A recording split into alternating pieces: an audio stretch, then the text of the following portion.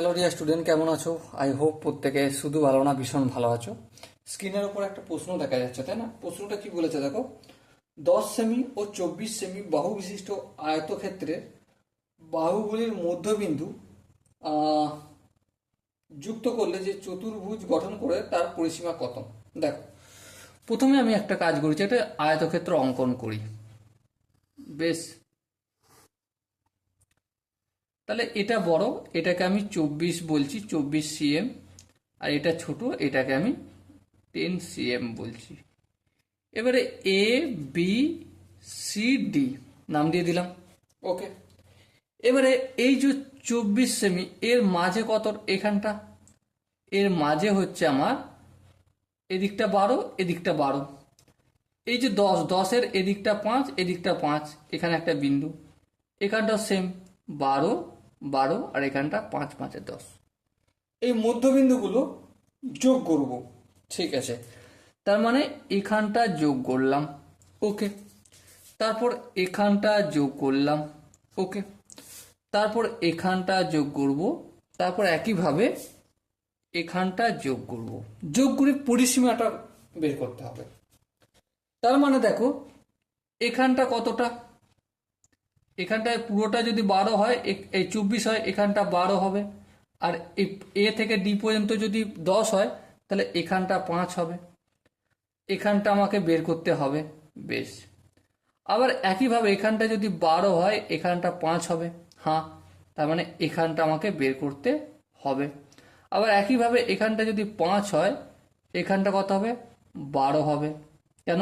12, 12, 24, opposite বাহুগুলো সমান। আবার একইভাবে এখানটা 12 আর এখানটা 5।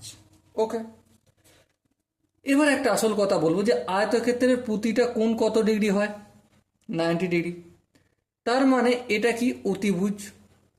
এ, এই যে ত্রিভুজটা গঠন করেছে না, এ ত্রিভুজ এইখানটা আর এইখানটা মিলে কি ত্রিভুজ করে গঠন করেছে? একটা ইয়ে সমকোণী ত্রিভুজ গঠন করেছে। যদি নাম দিই মধ্যবিন্দুগুলো এ বি সি ডি, এখানটা ই নাম দিলাম, এখানটা এফ নাম দিলাম, এখানটা জি, আর এখানটা এইচ। দেখো, এ ই এফ, ই এফ এই ত্রিভুজটা যে গঠন করেছে, এই কোণটা 90 ডিগ্রি, মানে এইটা কি? অতিভুজ। আবার একইভাবে এটা 90 ডিগ্রি, মানে এটা অতিভুজ। আবার এটা 90 ডিগ্রি, মানে এটা অতিভুজ। আবার এটা 90 ডিগ্রি, মানে এটা অতিভুজ। এবারে অতিভুজের স্কয়ার ইকুয়াল টু কি জানি? অতিভুজের স্কয়ার ইকুয়াল টু লম্ব স্কয়ার প্লাস ভূমি স্কয়ার। লম্ব আমি যদি 12 ধরি, তাহলে 12 স্কয়ার প্লাস 5 স্কয়ার। তার মানে অতিভুজটার ভ্যালু কত বের হবে? সরি, অতিভুজ, অতি লিখলাম আমি, √12 স্কয়ার মানে 144, 5 স্কয়ার মানে 25।